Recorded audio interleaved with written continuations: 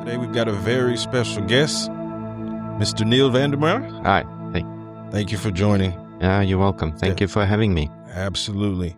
So what I've come to understand, you've been in Doha since 2014. Yeah, correct. Yeah. So you got a beautiful family, a young son. Yeah, correct. And then, we see you in a wheelchair. Yes. So tragically something happened. Can you give us insight to what happened? Yes, sure. On National Day 2014, I used to do motocross racing in Ceylon.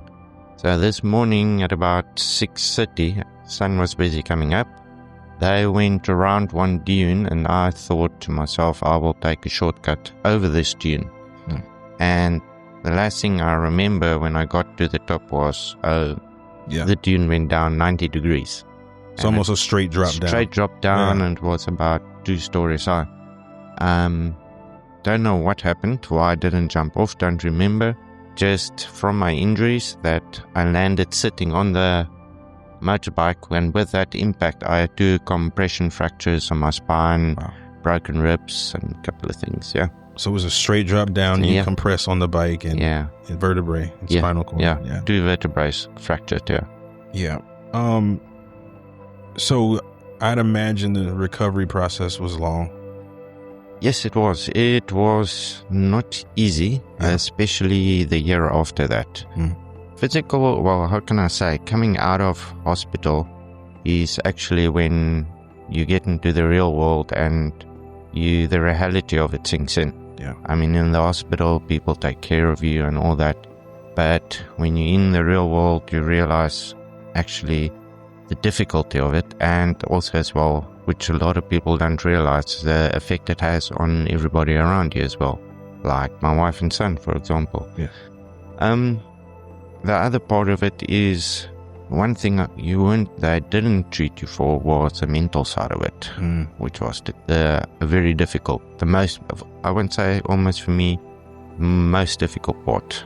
Right. Yeah. Because I would assume the physical is an adaptability. Yeah. It's tangible. Yes. The mental can ebb and flow. And especially change. it for me in 2050, it put me into depression. Because of that, I lost my job as well. I went into a state where I felt I couldn't do anything. I didn't want to do anything. My life, I just couldn't do anything. So, and that was my mental attitude for about 9 or 10 months. Okay. So coming out of losing your job, did you ever feel like the reality was sinking in that you might not work again? So what was your take on working? My take on work was, like I said, when I went during the mental depression, I didn't even think if I was going to work. I just felt like I didn't want to do anything.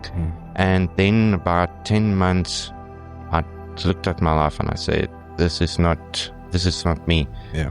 And I forced myself. Within 3 months, I got myself 95% independent, did everything myself. Okay. And I went out to look for work. And it's not so much about the physical side of it, it's the mental side of it, most certainly. Right. So nothing changed as far as your skill set, your expertise. The physical changed, right? But was there a piece of that you needed to change around your mental to tie that with the company that would see you? Look, my drive, my abilities, and to do the job, nothing changed from that. So we have the same ambition, and I would say in some cases we are even more motivated than the normal able-bodied person, because we had to work harder to overcome some obstacles. And we, not only to other people, but to ourselves, we have to prove to ourselves that we can do this. And we are independent and we can be as successful as anybody else. Right. So before we get to the magic of this conversation, there was something that you were working on, right? Yeah. We'll get to that in a second. But what's something around that motivation for yourself that you want other employers to recognize?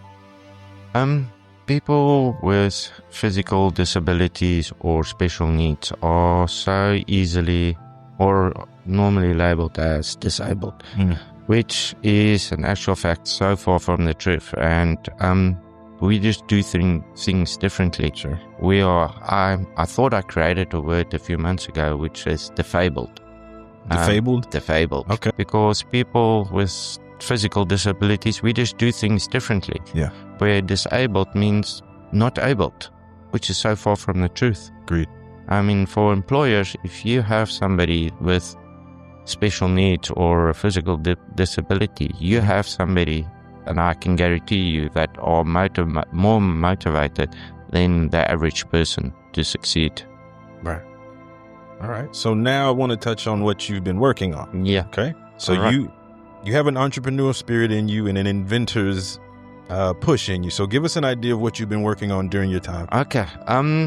It came from personal difficulties as well.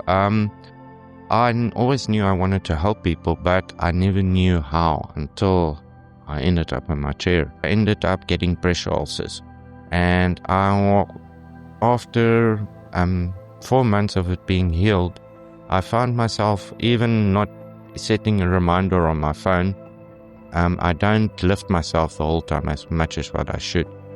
So I started looking at developing a sensor mat that reminds the user via Bluetooth on your mobile application that you need to lift. Mm-hmm. And I looked at myself being in this position and what are other things that people would need that is not available in the market. I mean, for wheelchair users, accessories are so outdated. Yeah. It's phone holders, cup holders, lap tray. Mm-hmm. There are nothing new that's more to the current era. Like what the other item I was looking at is a solar panel that mounts on the back of the wheelchair. Okay. That has wireless charging for your phone and also like charging ports. Then there is a fitness glove and also people with physical disability, always with bladder control, to help with bladder control. Okay. Yeah. So I'm learning new skills to be able to create the prototypes, Right. and then to find investors, hopefully. Okay. Well, definitely keep us posted on that. Neil, thank you so much for participating in this conversation. You're welcome.